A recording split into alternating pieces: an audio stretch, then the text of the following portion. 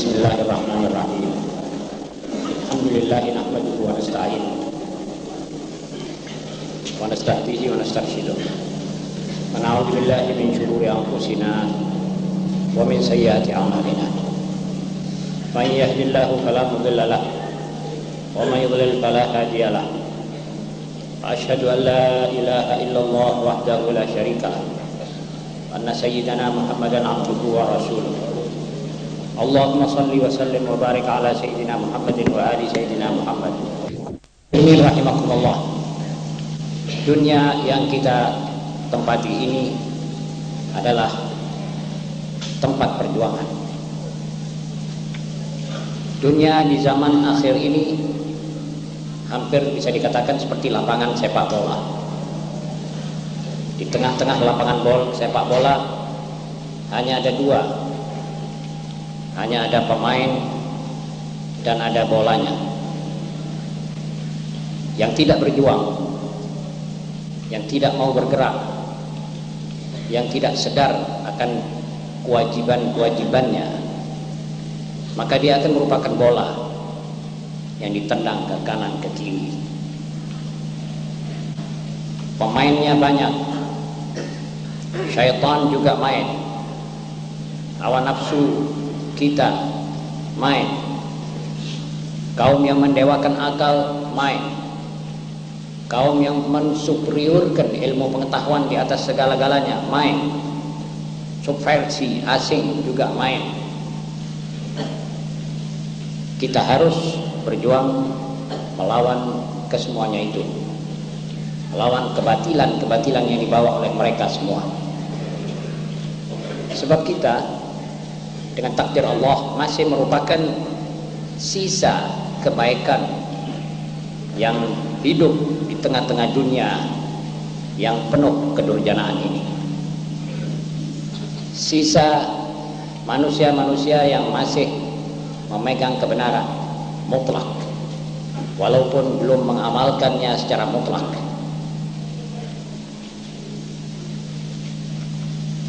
Ma'asyiral muslimin, dunia sudah penuh dengan kedurjanaan sebagaimana yang kita ketahui dan kita sadari. Karena kita ketinggalan di satu bidang, yaitu bidang teknologi. Itu ketinggalan disebabkan karena kesalahan kita sendiri. Tadinya Islam merupakan tenaga pendorong yang pertama ke arah ilmu pengetahuan. Jadi tidak ada dorongan yang didengar oleh umat manusia kecuali daripada Islam. Di saat-saat di mana manusia memusuhi ilmu pengetahuan, di saat di mana manusia mengenyahkan orang-orang ulama dan sarjana, di saat-saat seperti itulah Islam Allah menurunkan wahyunya. Perkataan pertama, bukan kalimat pertama, perkataan pertama, Iqra, bacalah. Jadi awal ayat turun pada Nabi Muhammad SAW berbunyi Iqra bismi rabbikal ladzi khalaq, khalaqal insan min 'alaq. Iqra wa rabbukal akramul ladzi 'allama bil qalam, 'allamal insan ma lam ya'lam. Jadi dalam ayat pertama ini, dalam beberapa ayat pertama yang turun daripada Al-Quran, maka Allah menyebut perkataan bacalah olehmu wahai Muhammad. Kemudian ayat itu ditujukan kepada tiap pribadi yang beragama Islam. Bacalah olehmu wahai muslim. Jangan kau ketinggalan zaman, jangan kau ketinggalan pengetahuan. Kemudian disebut pena dalam ayat ketiga sebagai alat tulis. Jadi baca dan tulis adalah kalimat, perkataan-perkataan pertama yang turun dalam Al-Quran. Agama yang seperti ini nilai penilaiannya terhadap ilmu pengetahuan sebenarnya seakan-akan dia tidak akan memberi tempat buat orang yang masih buta huruf, yang jahil, yang tidak tahu apa-apa dalam dunia yang modern seperti sekarang ini. Jadi ilmu pengetahuan sudah didorongkan kepada kita, ma'asyiral muslimin. Dan umat kita waktu itu, waktu melaksanakan tuntunan dan tuntutan Al-Quran, yaitu Iqra dengan Al-Qalam, maka majulah mereka ke arah kemajuan teknologi. Tetapi lantas mereka diributkan oleh cekcok, oleh perkelahian dan lain sebagainya, akibat kerakusan ke dalam dunia. Karena setelah mereka terbuka di hadapannya dunia luas lebar, maka mereka mulai lupa daratan, mulai mereka terbangkit emosi-emosi dan syahwat-syahwat kerakusan manusia. Akhirnya cekcok, akhirnya mereka sampai mendatangkan bala bantuan dari berupa lawannya sendiri. Dan Maha Suci Allah yang memutarkan roda sejarah sampai hari di mana kita hidup ini sekarang, umat Islam membawa lawannya ke tengah negerinya untuk melawan sesama bangsanya dan sesama agamanya, sebagaimana kita lihat di Timur Tengah di hari-hari. At-tarikh yu'idu nafsah, sejarah mengulangi dirinya. Akibat Islam ditinggalkan, maka sampai begini parahlah umat Islam mengalami perpecahan. Satu nasi, satu suku, satu bangsa merupakan 22 negara dalam satu bangsa. Ini parah, ma'asyiral muslimin. Jadi dari zaman itu, waktu kita masih maju, kemudian lengah, kita dikejar oleh lawan. Dan setelah lawan mengejar kita, maka terjadilah kenyataan-kenyataan dalam sejarah sebagai berikut. Negeri-negeri umat Islam dijajah dari masyrik sampai maghrib. Umat Islam diadu domba dalam masyarakat mereka sendiri. Sistem pendidikan mereka kuasai. Di Mesir tahun 1882, menteri PDK-nya adalah Mr. Dunlop, seorang Inggris. Yang keempat, kesempatan untuk bersaing secara fair tidak diberikan kepada kita. Dan terjadilah dunia sampai dewasa ini. Walaupun mestinya umat yang demikian ini sudah hancur sama sekali, tetapi rupanya Allah masih merahmati umat Muhammad SAW. Allah tidak meninggalkan umat Muhammad sallallahu alaihi wasallam terlantar. Dibukakanlah kepada mereka segala kesempatan untuk bangun kembali. Kekayaannya dilimpah ruahkan. Negara-negaranya dibebaskan kembali dari jajahan. Letak negaranya tetap strategis dan bagus. Namun sayang dan 1000 kali sayang, kesempatan itu tidak dipergunakan oleh kita umat Islam. Kita masih asyik cekcok, masih hasut-hasutan, masih membiarkan emosi main semaunya. Tidak lantas ingat kepada Allah, kepada ajarannya. Tidak lantas ingat kepada Nabi kita Muhammad SAW dan kepada sunnatnya. Kita masih tertarik oleh filsafat lawan yang menjajah kita. Jadi filsafat kita ini filsafat lawan. Ada yang mengambil filsafat sosialisme, itu filsafat Yahudi. Ada yang mengambil filsafat nasionalisme, itu bukan dari Islam. Tertarik kita kepada pakaian lawan yang menjajah kita. Tertarik kita kepada kebudayaan lawan yang menjajah kita, pada adat dan kebiasaan mereka. Hasilnya ya ini yang kita alami dewasa ini. Sebab umat yang tidak dibiarkan oleh Allah untuk ngemis-ngemis dari ideologi orang lain, dari filsafat orang lain, artinya sudah dicukupi, sudah dilengkapi. Kalau umat ini tahu nikmat, ia akan mempergunakan segala yang dititipkan oleh nabinya kepada mereka, maka umat ini akan jaya terus, tidak sampai terputus-putus kejayaannya. akan tetap sebagai mata rantai sampai hari kiamat. Tetapi karena kita lupa, karena kita tidak lagi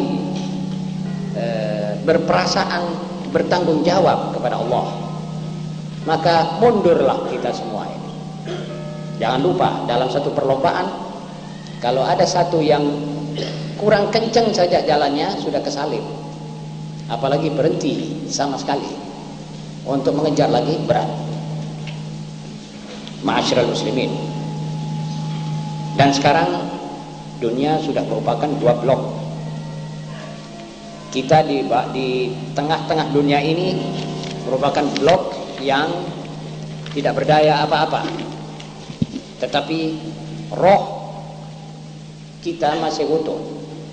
Ya, ini yang disinyalir oleh Abu Ali Al-Hasan An-Nadawi dalam kata-katanya, alamuna al-mu'asir tawazza'a fi jabhatayn, jabhah tamliku min al-wasaili wal adawat ma yadhhabu bil albab, wa min al-asbab al-mu'addat ma yus'adu biha ila al-fadha aw yahbitu ila qa'ril ma'. Jadi dunia kita ini merupakan dua blok. Blok yang memiliki segala fasilitas peralatan yang mengagumkan pikiran umat manusia, yang mempesonakan semua orang, termasuk kaum muslimin pada umumnya. Di antara alat-alat mereka ada yang dapat menyampaikan mereka ke ruang angkasa, atau yang membawa mereka menyelam ke dasar laut yang dalam. Lain dari alat ini yang saya sebut ini, banyak lagi. Telekomunikasi, TV, dan semua yang dibawa oleh barat mempesonakan. Cuma itu kemajuan bendawi, kemajuan bendawi yang tidak ada sangkut pautnya dengan roh. Karenanya An-Nadawi berkata, namun blok ini miskin rohaninya. Memang betul, roh mereka itu sumber-sumber rohani sudah kering. Menghadapi Bible-nya Paulus sudah tidak lagi ampuh untuk dijadikan pegangan buat agama. Berpegangan kepada madhabnya Marxis sudah tidak bisa lagi mengamankan suatu masyarakat dan menstabilkan rohaninya. Walaupun pembagian makan seperti rata seperti orang di penjara itu bisa dilakukan, tetapi kesenangan rohani, kebebasan itu tidak dipertanggungjawabkan dan tidak bisa dirasakan oleh umat manusia. Sayyidina Ali berkata, kebenaran itu enggan menjadikan kekerasan sebagai sekutunya. Sebab apa? Sebab kebenaran itu gamblang, semua akan menerima. Tidak mungkin dia memerlukan kekerasan untuk orang menerima kebenaran, tidak mungkin. Tetapi kebatilan yang selalu memerlukan kekerasan. Jadi semuanya sudah tidak bisa digunakan. Tapi mereka terhibur dengan kemajuan yang pesat yang mereka capai. Sebentar lagi dikatakan satelit sudah hampir sampai kepada bintang Mars, kepada Optimus, kepada macam-macam. Itu mereka terhibur, ke situ terpesona. Tetapi setelah itu mereka kembali dalam masyarakat sumpah. Sampai masyarakat agamanya tidak bisa dipertanggungjawabkan. Baru-baru ini saya baca dalam majalah bahwa salah satu pastor membaptis satu non itu artinya suster yang akan dimasukkan ke bidang biarawati, yang keluar dari biarawati untuk menjadi pastor perempuan. Sesudah dibaptis, itu perempuan namanya Eileen. Pastornya bernama Paul Moore. Dia menyatakan bahwa saya, kata ini yang dibaptis, saya adalah seorang yang biasa melakukan homoseksual.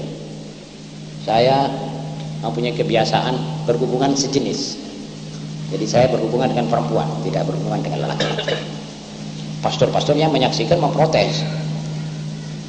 Sudah memprotes, itu yang membaptis tadi, kepala gereja mengatakan, kenapa kamu protes? Di kalangan kita ini juga banyak yang berhubungan sejenis.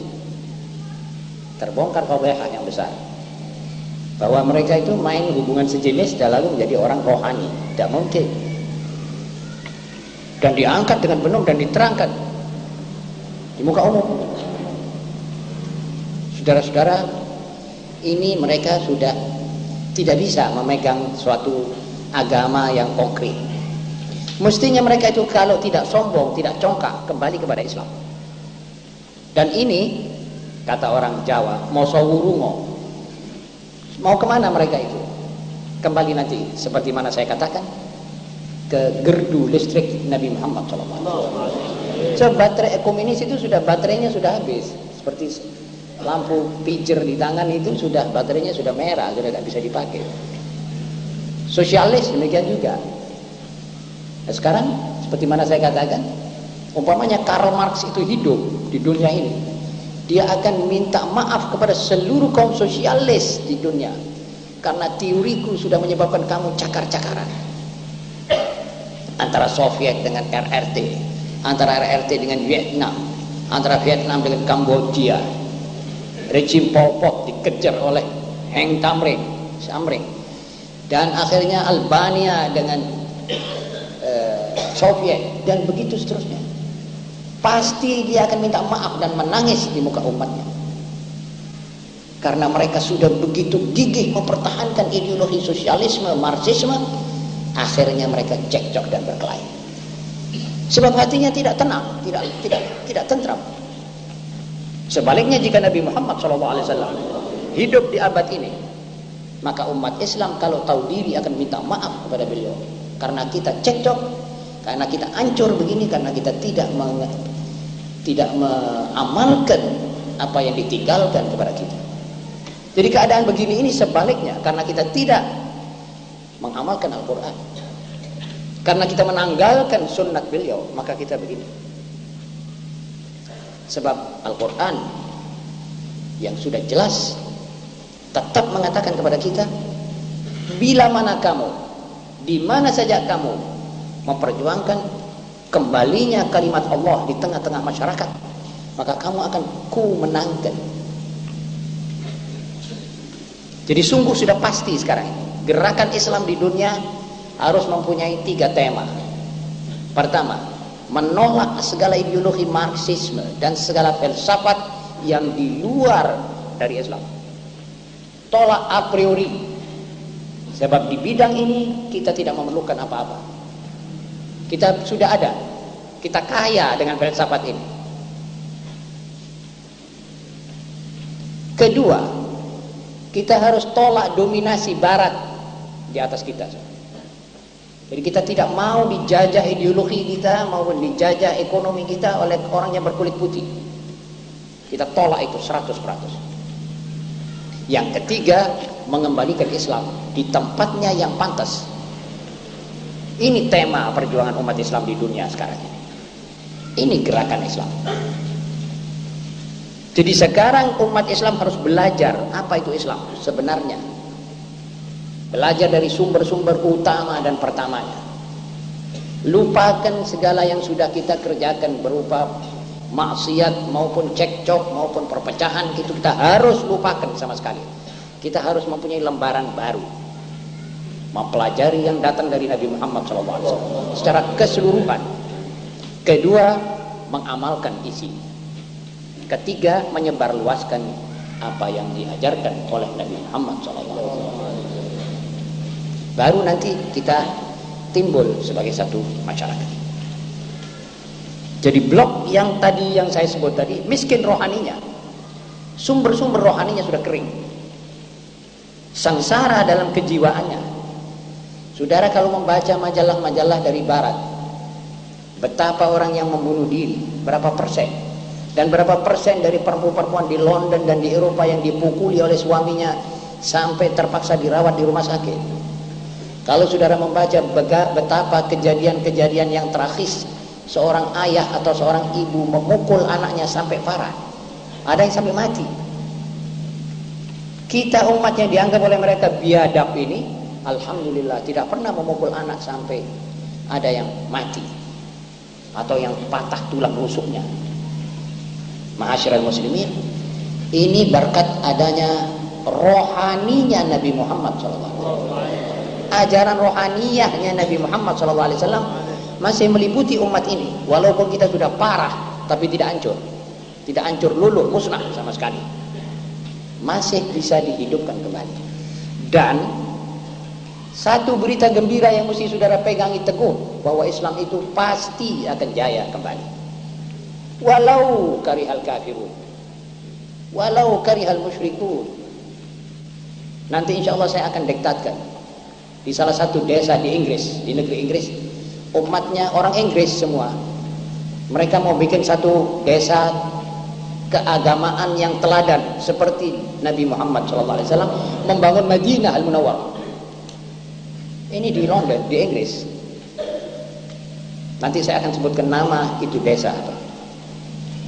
Jadi umat sekarang ini sudah kepingin mencoba itu negara yang betul-betul teladan dalam dinaungi oleh keagamaan seperti negara Madinah Al-Munawwarah ala sahibiha afdhalus salati wassalam, sudah mau dicoba oleh orang-orang Eropa. Apakah cocok? Apakah pantas kalau umat Muhammad SAW mencecerkan agamanya begini rupa? Saudara-saudara, bedanya antara kita dengan Yahudi adalah kita mengatakan sami'na wa ata'na, Yahudi mengatakan sami'na wa asayna. Tetapi rupanya kita sekarang ini sami'na di mulut wa asayna dalam perbuatan. Lihat gadis-gadis kita, dia menolak pakaian Al-Quran, dia bilang asayna kepada Al-Quran dan sami'na kepada Barat. Lihat kita sekarang pada hari libur, kita pakai hari Ahad, hari orang pergi gereja, sami'na kepada Barat, wa asayna kepada Jumat. Tanggalan, kita pakai tanggalan umum, tanggalan bukan tanggalan Islam. Jadi saya kira sudah mirip kita ini mengalami kontradiksi. Jadi mulut kita bilang iya, tapi perbuatan kita pungkuri ini Islam, kita ungkuri Islam ini sama sekali. Kita pergi ke barat. Ini kekeliruan. Harus kita tutup segera halamannya. Ini kekeliruan yang menyebabkan kita begini rupa. Dan tidak ada lagi yang menolong Anda. Hati-hati saudara mempunyai pikiran bahwa akan ada pertolongan dari barat. Barat lawan. Bagaimana menolong Anda? Itu orang-orang di Timur Tengah yang minta tolong dari barat dihancurkan oleh barat sekarang. Tambah diparahkan. Negara ini memutuskan hubungan dengan sesamanya. Ganyang-ganyangan sendiri, Yahudinya wutuh. Itu. Hati-hati saudara memikirkan atau minta tolong dari Timur. Timur tidak akan menolong Anda. Timur lawan. Jadi pertolongan Anda akan datang hanya daripada Allah Subhanahu wa ta'ala. Apabila kita kembali benar-benar dan secara konsekuen mengatakan sami'na wa ata'na. Titik. Ini obat masalah kita hari ini. Jadi dunia barat sekarang dalam keadaan labil dan gelisah. Tiada mengetahui nilai hidup yang sesungguhnya. Begitu kata An-Nadawi, menggambarkan masyarakat Eropa.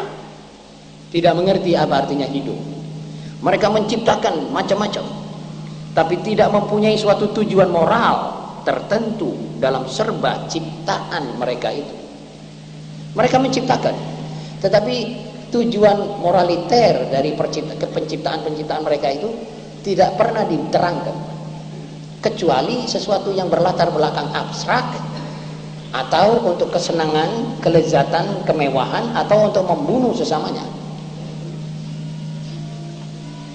Jangan lupa, bom atom dan bom-bom zat air dan lain-lainnya adalah alat penghancur umat manusia seluruhnya.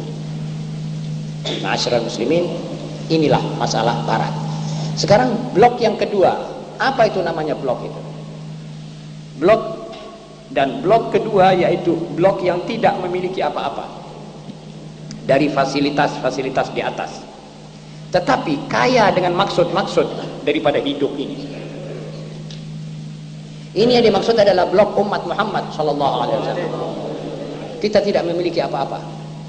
Kita masih belum dapat kesempatan untuk bersaing. Tetapi kita memiliki syarat-syarat untuk hidup. Kita mengerti apa itu nilai hidup. Kita tahu bahwa kita ini tidak diciptakan melainkan untuk ibadah, untuk memakmurkan bumi, untuk menjauhkan malapetaka dan kecelakaan terhadap umat manusia seluruhnya. Jadi, daf'ud darar wa jalbul masalih. Ini prinsip, dua prinsip dari Islam itu semuanya. Kalau saudara peres itu Islam dalam kehidupan duniawinya, dari undang-undangnya sampai sholatnya sampai semuanya, maka Anda akan temukan dua pokok, yaitu jalbul masalih wa daf'ud darar. La darar wa la dirar. Jadi al-hukm manutun bil maslahah. Anda berkuasa boleh, tapi maslahat umum harus Anda pelihara, harus Anda jamin. Jadi apa yang dibutuhkan oleh umat, kebutuhan primer misalnya air, itu mesti lengkap. Makanan harus lengkap, obat-obatan harus lengkap. Ini syariat Islam, begitu. Ma'asyiral muslimin, ini blok belum sempat berbuat apa-apa sebab tidak diberi kesempatan. Tetapi dia berbahagia di bidang kejiwaannya. Memang kita sekarang ini termasuk umat yang paling bahagia. Saudara tidak bisa tahu ini kalau saudara tidak pernah membanding-bandingkan saudara dengan salah seorang misalnya di Skandinavia atau seorang di Belgia. Saudara bisa tahu seorang di desa kita yang paling miskin lebih bahagia daripada pegawai negeri atau kaum buruh di Skandinavia. Mereka tersiksa jiwanya, dengan istrinya curiga mencurigai, dengan kawan-kawannya, dengan masyarakatnya. Dia hidup nafsi-nafsi, dengan muka yang berpikiran untuk mencari makan. Habis mencari makan dia tidak peduli. Anaknya keluar, dia tidak bisa mengontrol. Istrinya melacur, dia tidak bisa pegang. Sebab di sana ada bebas, hore bebas, bebas seks. Siapa yang bisa hidup di tengah-tengah masyarakat begitu? Na'udzubillah min dzalik. Itu sebenarnya kita masih termasuk umat yang sebenarnya berbahagia di bidang kejiwaan. Walau ia dihina, sebab kita kalau tidak mengikut ke barat mesti kita dihina, dienyek. Seluruh corong telekomunikasi mereka, radionya, TV-nya, semuanya akan mengenyek dan menghina kita dengan yang benar maupun yang tidak benar. Sampai beberapa komentator dari luar negeri itu mengatakan mungkin masyarakat itu mempunyai pendapat begini, mungkin. Jadi membuat satu komentar itu dengan cara mungkin.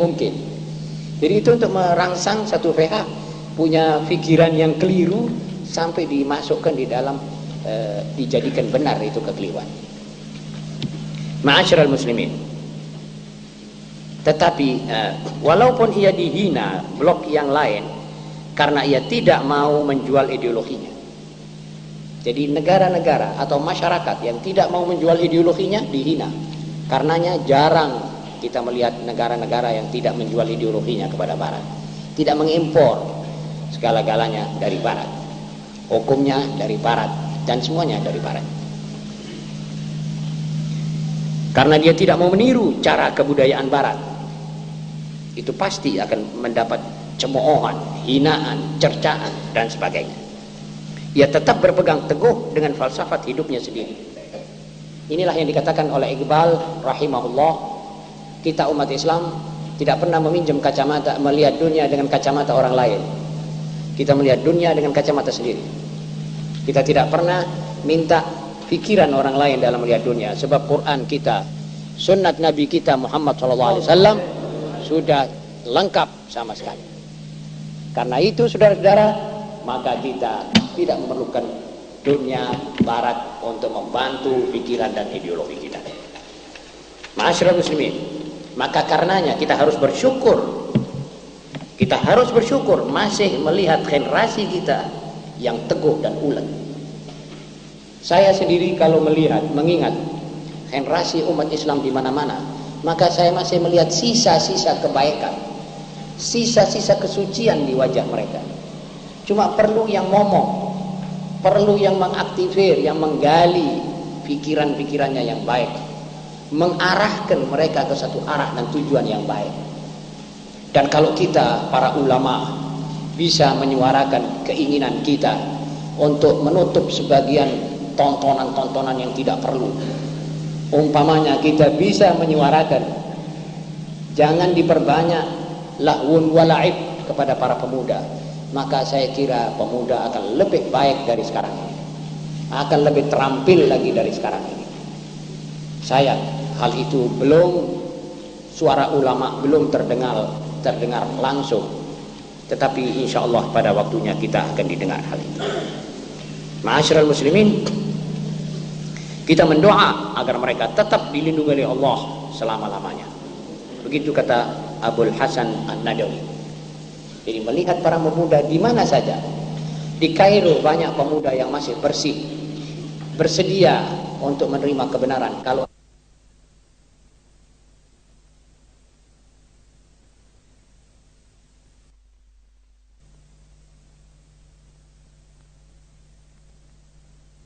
hanya semuanya model barat, jadi mereka akan menuju ke arah barat terus.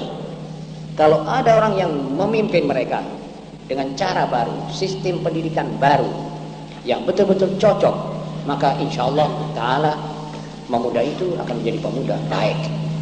Dan kalau pemuda Islam baik di Indonesia, maka pemerintah akan lebih senang, pemerintah akan lebih kokoh, sebab pemudanya sudah sehat, pemuda mayoritasnya ini genah. Mestinya demikian keadaan. Ma'asyiral muslimin, alinea kedua, kita berpindah kepada peribahasa dalam Al-Quran dan hadis. Al-Quran itu ada ayat-ayat yang terbaca dan merupakan semacam peribahasa yang sudah tidak bisa disangkal lagi. Itu digunakan sebagai satu dalil untuk suatu masalah yang sama on the web-nya. Itu kita baca sekarang ayat Qul hal yastawil ladina ya'lamun wal ladina la ya'lamun. Katakanlah ya Muhammad, samakah mereka yang berpengetahuan dengan mereka yang tidak berpengetahuan? Sudah jelas jawabannya tidak. Umat yang berpengetahuan dengan umat yang tidak berpengetahuan sudah lain segala-galanya. Kalau umat Islam ini berpengetahuan, maka sudah cukup hebat ini umat. Salah satu majalah namanya Le Monde di Prancis mengatakan bahwa umat Islam ini sebetulnya kekurangannya cuma satu, dan ini saudara-saudara satu suara yang paling mukhlis, kalau boleh dikatakan ada ikhlas di Eropa, yang paling jujur dikeluarkan cuma ini toh. Dia bilang umat Islam ini semuanya sudah lengkap, keuangannya di tangan mereka cukup. Umpamanya mereka menarik giro dan simpanan mereka di bank-bank Amerika dan Eropa, maka banyak bank akan bangkrut dan tutup. Minyaknya cukup, bensinnya. Umpamanya mereka menyetop, maka Amerika dan Eropa waktu dingin kedinginan, tidak ada mesin-mesin digerakkan untuk pemanas, listrik tutup. Jadi umat Islam ini kuat, cuma satu kata dia yang belum mereka ini. Belum mencapai teknologi. Kalau umat Islam sudah megang teknologi seperti di Jepang dan di Amerika, sudah mereka menguasai dunia seluruhnya. Sebab ada ideologi, ada teknologi. Mereka ada teknologi, tidak ada ideologi, rohnya kering. Jelas saudara-saudara? Ini berkata satu orang barat. Pada satu waktu saya akan diktatkan itu supaya saudara mencatat ini kata-kata sejarah. Dan Islam itu sekarang sudah mulai dikenal di Eropa, lebih daripada kita di sini. Salah satu dokter spesialis chirurg itu ahli operasi tulang, spesialis tulang. Dia mensinyalir bahwa umat Islam paling sedikit terkena penyakit-penyakit tulang yang kronis. Lalu dia riset, dia cari, bahwa orang barat begitu. Ini kelebihan mereka daripada kita. Kita ini tidak telaten mencari. Dokter kalau sudah spesialis, sudah pasiennya saja yang banyak sudah. Yang bangsa 45.000 satu kali, 3.500 satu kali datang itu terus nguras duit saja. Dia orang tidak ada tempo buat riset, buat baca. Kalau orang sana masih ada. Diriset oleh dia. Apa sebab ini umat kok paling sedikit kena penyakit tulang? Encok-encok yang kronis atau apa? Rupanya dia akhirnya menemukan satu titik hakikat bahwa karena sholat mereka inilah yang menyebabkan mereka jarang terkena penyakit-penyakit tulang yang kronis. Akhirnya kata dia, sekarang sholat saya jadikan satu resep. Kalau ada orang-orang barat yang sudah mulai tulangnya dia bilang sholat. Saudara-saudara, ini Eropa. Ini sudah sampai di situ, saudara-saudara. Kenapa kita tidak mengerti fadhail sholat? Kita tentu tidak sholat karena supaya tulang kita tidak kena encok, sudah jelas. Kalau kita sholat begitu tidak sah sholat kita. Kita sholat saja, tidak usah tolak-toleh. Pokoknya nanti saudara akan mendapatkan kebaikan dan kesehatan lebih daripada yang saudara bayangkan. Saudara percaya pada Nabi Muhammad SAW apa tidak? Kalau percaya sudah pegang ini. Nanti itu dunia yang membongkar rahasianya sholatmu. Anda mungkin tidak riset ke situ. Ada lagi yang lebih aneh lagi. Satu pabrik odol di Amerika mengeluarkan satu jenis odol, dikatakan ini odol menjamin keutuhan gigi dan selamatnya gigi daripada lubang-lubang yang. Tapi dia bilang ini odol terbuat daripada dahan-dahannya pokok. Suatu ungkapan pula kepada siwak yang disunatkan oleh Nabi Muhammad SAW. Secara langsung maupun tidak langsung. Inilah saya turunkan ayat. Hal yastawil ladzina ya'lamun wal ladzina la ya'lamun. Apa podo wong sing ngerti karo wong sing tidak ngerti? Dari mananya bisa disamakan? Karena kita tidak tahu, karena ya sudah kalau kita tidak tahu misalnya, namun kita menggunakan siwak untuk ittiba' Nabi Muhammad SAW, sudah terjamin hal-hal yang dimaksudkan tadi, asal diikuti secara kontinu. Kita didik anak-anak kita yang umur 7 tahun, 5 tahun sudah mulai siwakan. Nanti kita lihat bagaimana kesehatan giginya. Sekarang sudah mulai ada odol istimewa dari dahan-dahannya tanaman. Ini siwak dari dahan. Tanamannya al-arak. Ini udul arak. Dan ini pokoknya tertimbul di Sahra, di gurun pasir. Mungkin di sana ada dahan-dahan lain. Pokok ini dari dahan-dahannya. Hal yastawil ladzina ya'lamun wal ladzina la ya'lamun. Jadi kalau kita menghadapi Eropa dengan orang-orang Asia seperti kita tanya saja, hal yastawil ladzina la ya'lamun wal ladzina la ya'lamun? Apa sama mereka dengan kita? Sudah jelas tidak mungkin sama. Karena apa? Karena pengetahuan mereka lebih. Jadi kita harus menambah pengetahuan. Jadi ingat ya, saudara-saudara, selama saudara hidup ingat, umat Islam kekurangan cuma bisa mencapai teknologi. Tok. Yang lain sudah lengkap. Jadi kalau Anda bisa mencapai itu, sudah setara dengan dunia yang ada sekarang. Kemudian di surat Al-Jum'ah ayat 5, kamazalil himar yahmilu asfar. Ini merupakan suatu pepatah. Kalau ada orang yang alim tapi tidak mengamalkan ilmunya, orang yang ditibani Quran seperti orang ketiban daru, tapi tidak diamalkan Al-Quran, apalagi diamalkan, dipelajari juga tidak, maka orang akan berkata, kamatsalil himar yahmilu asfara. Sama saja dengan keldai yang dipikuli atau dimuat kitab-kitab.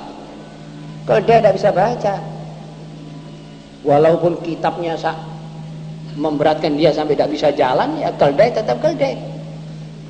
Nah kalau umat yang dititipi oleh Al-Quran Al-Karim dan sunnat Nabi Muhammad SAW dengan catatan-catatan yang indah, lan tadillu, yakni kata Rasulullah SAW, inni taraktu fikum ma in tamassaktum bihima lan tadillu ba'di kitabullah wa sunnati. Dalam satu hadis, kalau ada catatan begini, umatku, aku ini akan tinggalkan kepadamu satu tinggalan yang kamu kalau mengamalkan isi kedua benda yang kutinggalkan, kamu tidak akan sesat. Apa itu ya Rasulullah? Al-Quran dan sunnatku. Umat yang ketiban daru ini kalau tidak mengamalkan dan tidak mempelajari isi Al-Quran, tetap seperti sekarang ini. Kita mau mempelajari buku-buku dari luar Islam, kamatsalil himari yahmilu asfara, sama saja. Biar ada Quran lagi seperti ini 10 kali, kalau tidak diamalkan ya cuma ditaruh di rak-raknya masjid, atau digantung di leher sebagai jimat, atau dikantongi sebagai alat kebel dan lain-lainnya, ya fa insyaallah tidak ada artinya itu semua. Jadi ini maksudnya Bani Israel dituruni Taurat, dituruni al-wasaya al-ashr dan sebagainya, mereka tidak mengamalkan. Kata Allah, kamatsalil himar yahmilu asfara. Ini disindirkan kepada kita umat Muhammad SAW. Akhirnya saudara-saudara, ada hadis sabda Rasulullah SAW, al-hadis al-mar'u ma'aman ahab. Dalam hadis yang lain, yuhsyarul mar'u ma'aman ahab. Seorang muslim akan dibangkitkan di hari kiamat bersama-sama dengan manusia-manusia yang dia cintai di dunia, yang dia sayangi di dunia. Kita lantas tanya pada diri kita, sekarang ini yang kita sayangi siapa? Biasanya yang kita sayangi adalah yang kita tiru. Jadi kalau ada seorang pemuda muslim niru kebudayaan hippies, berarti dia sayang kepada John Lennon dan hippies. Tunggu saja nanti di hari akhirat akan dibangkitkan bergandengan, berdekatan dengan John Lennon. CS. Kalau seorang perempuan muslimah, dia betul-betul meniru satu tapak demi satu tapak, kukunya bintang-bintang film, bibirnya bintang-bintang film, alisnya dicukur seperti bintang film dan lain-lainnya, fatuhsyaru yaumal qiyamati ma'aman ahabbat. Nanti dia di hari kiamat akan dibangkitkan bersama yang dia sayangi di dunia itu. Saudara-saudara, ini boleh hampir dipastikan, kalau saya meniru satu pakaian, berarti saya condong kepada pakaian itu. Begitulah kata seorang Muhammad Asad, yang tadinya nama sebelumnya Islam Leopold Weiss. Dia bilang, omong kosong kalau ada orang bilang saya meniru hippies, lalu perasaan dan pikirannya tidak diubek oleh hippisisme. Omong kosong orang bilang saya mau berkebudayaan barat, tetapi saya benci kepada barat. Tidak mungkin, saudara-saudara. Kalau berkebudayaan barat, berarti saudara cinta kepada barat. Kalau saudara mempunyai istri dan bergaya free om kham, bebas, ketemu dengan siapa, selaman dengan siapa, nerima siapa saja, maka saudara berkebudayaan barat, walaupun saudara tidak mengakui itu. Sebab yang jelas ini yang sudah ditindakkan. Wama yang disuarakan belum tentu benar. Ya seperti sekarang ini kita bilang sami'na, tetapi semua kita tolak, wa asaina, wa asaina, wa asaina dalam kelakuan. Lalu kemana kita sekarang ini? Ke salah satu itu tadi, cabang-cabang tidak tadi. Jangan lupa saudara-saudara ya, bahwa orang-orang sana itu sering mengatakan bahwa seperti Musa Syarret mengatakan, Syartok atau Syarret namanya, salah satu bekas Perdana Menteri Israel. Dia bilang peperangan kita dengan umat Islam sekarang adalah perang Taurat dengan Quran. Coba, dia membangkitkan perang agama. Kita ini pura-pura tidak tahu kita kebangsaan Arab. Bagaimana bisa menang? Dia orang naik tank melawan Mesir, melawan apa, pakai ada Taurat di kantongnya. Tentara-tentara umat Arab yang di sana, yang karena nasionalisme Arabia, ngantongi gambar bintang-bintang film. Bagaimana bisa menang? Itu Yahudi masuk di Palestina, waktu dia dapat itu Baitul Maqdis tanpa perlawanan, karena Arab khianat, dia cium tanah Baitul Maqdis. Dia pergi ke tembok ratap, sebagaimana kenang-kenangan mereka 2000 tahun dahulu, kata mereka. Mereka yang pergi ke Baitul Maqdis, tidak ada yang sholat di Baitul Maqdis. Karena Allah melihat sedikit orang yang sholat di Baitul Maqdis, yang menghargai Baitul Maqdis sebagai haltenya Nabi Muhammad pergi ke Mi'raj, tempat istirahat pertama di waktu Isra. Maka Baitul Maqdis diserahkan kepada lawannya. Ayo, rebutan mana? Bibitono mana perjuangan? Ini saudara-saudara perlu kita jadikan ibrah. Ibrah, apa artinya ibrah itu? Satu pelajaran. Dan jangan bosan saudara mendengar masalah-masalah seperti ini. Sebab ini alif bataknya saudara hidup. Bukan dengan VG saja. Itu VG tidak bisa laku kalau saudara tidak ngerti ini. Bagaimana kita akan menerapkan VG? Kalau Bani Israel sudah di atas kita. Itu Jumat sudah tidak boleh di Baitul Maqdis. Stop. Dan berapa masjid-masjid di Cordoba apa dijadikan bar, dijadikan apa? Jadi karena semua kita ini harus mengerti juga perjuangan.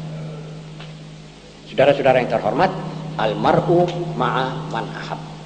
Semua orang di dunia akan dibangkitkan bersama dengan yang mereka cintai. Kalau saudara cinta kepada Nabi Muhammad SAW, kalau saudara-saudara sering mengucapkan salawat dan salam kepada junjungan kita Nabi Muhammad SAW, siang dan malam, pagi dan petang, maka saudara akan dibangkitkan di bawah bendera beliau di hari kiamat. Insya Allah. Bukankah beliau berkata, ana khatibuhum idza wafadu? Aku nanti yang merupakan jubir, juru bicaranya kamu sekalian, wahai umatku, di hadapan Allah. Apabila kamu nanti di mahsyar, aku nanti menjadi jubirmu. Saudara-saudara, bukan itu saja, malah beliau berkata, wa ana mubasyiruhum idza ya'isu. Aku nanti akan memberita gembirakan kalian, wahai umatku, di hari kiamat, apabila kalian sudah merasa putus asa dari lamanya di mahsyar. Ada yang 400 tahun, ada yang 500 tahun, ada yang sudah tenggelam dengan keringat, sudah tidak berdaya. Ya Allah, lepaskan kita dari majelis ini, dari mahsyar ini. Walaupun engkau akan bawa kami ke jahanam, sudah masuk ke neraka, sudah jangan di sini terus. Kalau sudah begitu hampir putus asa, Nabi Muhammad SAW tampil ke muka, mengatakan, ana laha, ana laha. Manusia ini yang mesti kita cintai, saudara-saudara. Sebab kalau kita cintai ini dan kita dibangkitkan di sekitar beliau di hari kiamat, untunglah kita. Tanda-tanda mencintai beliau itu apa? Saya kira mulut saja kurang, saudara-saudara, tidak cukup. Mestinya amalan kita sehari-hari, sholawat kita sehari-hari, ibadah kita, qabliyah, ba'diyah, itu harus, saudara-saudara. Sampai kalau perlu kita baca Quran ini harus rutin. Ini Quran yang dibawa oleh Nabi Muhammad SAW. Saya tidak akan ketinggalan membaca ini. Baca tiap maghrib Al-Quran. Habis maghrib isya jangan terima tamu sama sekali.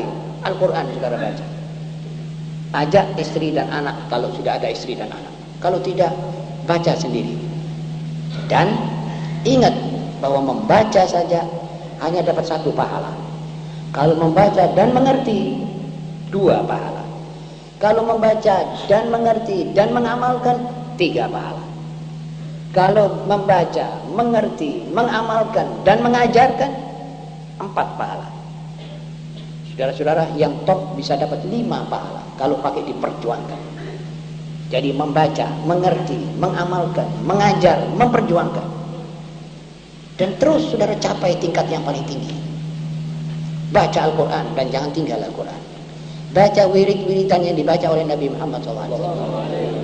Ada orang yang tidak tahu, dia bilang ini wirid bid'ah. Jangan kesusu, saudara-saudara.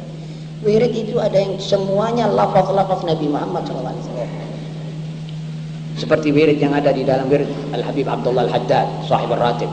Allahumma inni asbahtu ushiduka wa ushidu hamalata arshika wa malaikataka wa jami'a khalqika annaka antallah la ilaha illa ant wahdak la syarika lak wa anna Muhammadan abduka wa rasuluh. Ini hadis. A'udzu bikalimatillahi tammat min syarri ma khalaq. Hadis. Bismillahilladzi la yadurru ma'asmihi syai'un fil ardi wala fis sama' wa huwas samiul 'alim. Hadis. Semua itu ada hadisnya. Dan Nabi yang membaca ini 3 kali di waktu pagi, 3 kali di waktu petang, kadang-kadang Itu semuanya ada hadis-hadisnya. Itu baca. Jadi saudara mengulangi suara yang keluar daripada mulut Rasulullah SAW. Dan selalu harus saudara membayangkan betapa kalau Rasulullah SAW berhadapan dengan aku, apa aku ini akan bagaimana aku kalau aku dalam amalan begini. Tentu beliau akan tegur aku, tentu beliau akan marah. Jangan mengamalkan itu. Jadi bayangkan bahwa selain Allah Subhanahu wa taala yang menyaksikan Anda dengan kedua malaikatnya, maka Rasulullah SAW juga kalau ada di hadapan Anda, bagaimana Anda? Itu saudara-saudara suatu kewajiban yang paling kecil daripada umat Islam. Sebelum kewajiban-kewajiban yang besar-besar sampai pada mempersabungkan nyawa, mempertahankan kebenaran mutlak itu tadi. Jadi kita saudara-saudara harus mengerti kewajiban-kewajiban kita terhadap Allah, terhadap Nabi Muhammad SAW, terhadap diri sendiri, terhadap masyarakat, terhadap keluarga. Ini kita tidak terlepas dari kewajiban. Karenanya tontonan-tontonan harus saudara kurangi melihat. Gambusan, titaran dan nyanyian harus saudara cukupkan sekecil-kecil mungkin, bahkan tolak. Ada mazhab yang mengatakan semua nyanyian itu haram dengan hadis-hadis. Sebab itu mengajar saudara tidak serius. Walaupun Barat mengatakan ya itu untuk melemaskan hati dan menahan supaya otot-otot hati tidak kencang. Itu semuanya itu teori-teorinya syaitan. Tidak bisa kita bubu sebagai, tidak pegangi sebagaimana kita pegangi wahyu Allah Subhanahu wa taala. Jadi kita pakai saja suara azan sebagai satu nyanyian atau satu suara yang mempesonakan hati, mengkhusyukkan. Suara orang membaca Quran dan suara-suara yang asli, orisinil. Suara ayam jago, suara perkutut, suara apa itu yang membawa saudara ada hubungan kepada Allah. Lihat ini mulut satu makhluk yang berbunyi dengan suara merdu begini dan isinya zikrullah. Itu yang kita mesti sayangi. Mudah-mudahan kita semua saudara-saudara termasuk manusia yang mendapat rahmat Allah, dan mudah-mudahan kita semua mendapat taufik dan kesukaan untuk mengamalkan apa yang diturunkan oleh Allah Subhanahu wa taala dan yang dijadikan kewajiban atas kita semua dan beban. Aqulu qawli hadza wa astaghfirullah al-azim li wa lakum wa li sa'iril muslimin wal muslimat wal mu'minin wal mu'minat wastaghfiruhu min kulli dhanb innahu huwal ghafurur rahim. Panitia, terima kasih. Saya ingin menanyakan kepada Ustaz. Tadi Ustaz menerangkan tentang paham-paham komunisme dan sosialisme. Kemudian saya ingat bahwa dalam manifesto komunisme yang diajarkan oleh Karl Marx itu dia membawa paham internasionalisme komunis. Jadi dalam paham internasionalisme komunisme itu itu memang mereka melarang semua negara. Kemudian Kristen juga, golongan Kristen dalam mengajarkan paham internasionalisme Kristen yang diajarkan oleh Paulus, itu mereka diantaranya memakai perang kali untuk memaksakan paham internasionalisme, yaitu satu dunia, yaitu dunia Kristen di bawah naungan gereja dengan panji-panji Kristen. Yang sekarang saya tanyakan, maaf sebelum saya tanyakan, Soekarno muncul pada Soekarno dengan pidato pada 1 Juni kalau saya tidak salah tahun 50 atau 59 tentang Pancasila. Itu dia mengatakan bahwa kami tidak mengajarkan Anda untuk tidak mencintai bangsa. Jadi tetapi kami hanya mengajarkan, atau saya hanya mengajarkan satu solidaritas di antara bangsa-bangsa. Bagaimana dengan ajaran daripada Rasulullah SAW? Apakah Nabi Muhammad menginginkan satu dunia yang bersatu di bawah panduan Islam, ataukah suatu solidaritas antar bangsa? Yaitu apakah dalam Islam juga ada? Apakah dalam Islam itu juga kita diajarkan untuk punya paham nasionalisme yang sempit, ataukah kita hanya diajarkan untuk memperjuangkan suatu dunia Islam yang satu di bawah panduan Nabi Muhammad SAW? Terima kasih. Saya juga merasa senang mendengar pertanyaan saudara Husin. Yang pertama, saya ingin menjawab bahwa memang internasionalisme ala komunis gagal sebab tidak berdasar dan tidak mempunyai landasan ideal. Landasannya adalah landasan material. landasan perut dan isi perut. Landasannya yang kedua, landasan permusuhan. Karena itu gagallah ajaan Karl Marx dalam manifesto Partai Kom, yaitu solidaritas internasional. Jadi apa yang diserukan oleh Karl Marx, wahai proletar seluruh dunia bersatulah, gagal. Sebab dasarnya adalah dasar supaya kalian memusuhi majikan. Dasarnya dasar Klassenstreit, perkelahian antara kelas buruh dengan kelas majikan. Diharuskan adanya perkelahian, karenanya gagal. Juga yang dimaksud dari solidaritas internasional salibisme, juga dasarnya ahqad, dendam khusumat yang hitam, karenanya tidak mentas untuk diteruskan. Walaupun diadakan hampir 13 kali perang salib setelah Paus Sixtus mengeluarkan bulla untuk menyerbu dunia Islam, namun itu tidak bertahan, tidak mempunyai daya tahan yang lama. Kalau kita sekarang kembali mengingat apa yang diajarkan oleh Nabi Muhammad SAW, maka sebenarnya ajakan internasionalisme yang waras berdasarkan takwa Allah, berdasarkan persamarataan yang mutlak, tiada hakim melainkan Allah. Jadi Anda tidak menghukum aku tidak menghukum Anda. Allah yang menghukum kita. Persaudaraan yang atas dasar almar'u ma'aman ahab, dan seterusnya. Selain itu, setelah dipraktekkan oleh Nabi Muhammad SAW, bahwa sebenarnya internasionalisme itu berada di Madinah, sudah ada. Sebab di situ adalah bangsa-bangsa kulit hitam seperti Bilal ibn Rabah, yang tadinya tidak pernah menikmati dihargai orang. Di situ pula Salman Al-Farisi, kulit kuning seperti Cina dan Parsi dan Tatar. Di situ pula Suhaib Ar-Rumi, orang yang kulit putih, matanya biru, orang dari Eropa, dari Rum, masuk Islam. Dan di situ pula manusia-manusia Arab kulit sawo matang. Itu merupakan satu saudara yang lebih akrab daripada persaudaraan sekandung.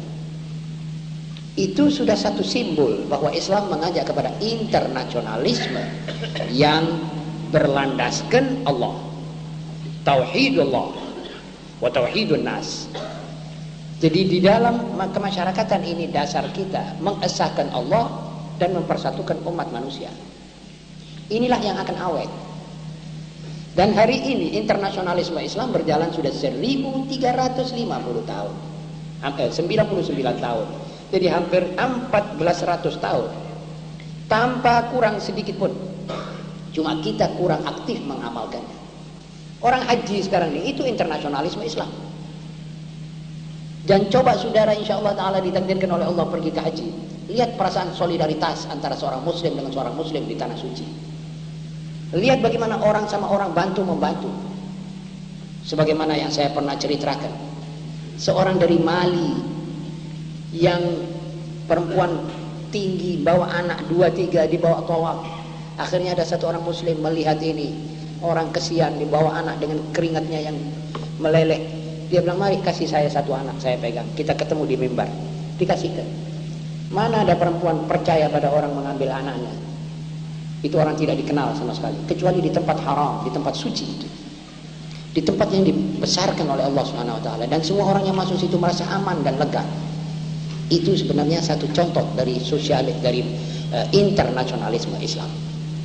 Jadi Islam membenarkan adanya syu'ub, mengakui adanya bangsa dan suku-suku bangsa, tetapi dia tidak membenarkan adanya paham kebangsaan yang chauvinis, yang membawa kita kalau bukan bangsaku masa buduo, saya tidak menghukum, saya tidak mengurus. Seperti sekarang yang terjadi. Karena yang terkena adalah di Pakistan, kita tidak bisa berbuat apa-apa, bukan bangsa kita, padahal seagama.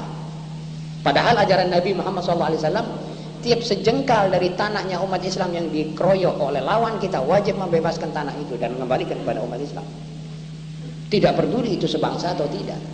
Tapi peraturan-peraturan yang dibawa oleh Barat menjadikan orang satu sama lain tidak berdaya berbuat menolong saudaranya. Ini yang lebih mirip kepada chauvinis. Tapi Islam, insya Allah, saudara Hussein yang bertanya, yang terhormat, insya Allah Islam tidak sampai mempunyai sesuatu yang mengecewakan umat manusia.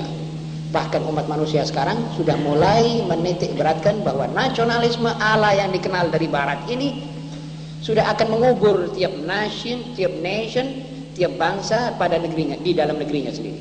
Tidak bisa saling menghubungi dengan cara yang kena, yang tepat. Begitu kata Krishna Menon, salah seorang tokoh politik India yang besar di PBB. Dia katakan ini paham nasionalisme sekarang sudah mesti dirubah, sudah tidak cocok dengan zaman. Kita perlu internasionalisme yang merupakan dunia satu keluarga, begitu. Dan ini hanya bisa didapat olehnya hanya dari Islam. Kalau dari komunis tidak bisa, walaupun internasionalisme. Sebab komunisme punya internasionalisme, tidak menganggap majikan dengan buruh satu keluarga, tidak, lawan. Dianggap satu lawan. Di sini perbedaannya. Jadi nanti pada akhirnya mereka akan kembali berduyun-duyun mendekati gerdu listriknya Nabi Muhammad SAW.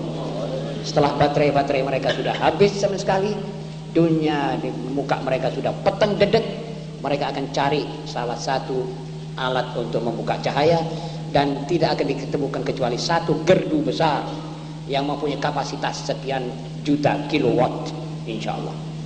Dan ini Quran masih menunggu mereka. Quran tidak rusak, kata Allah SWT.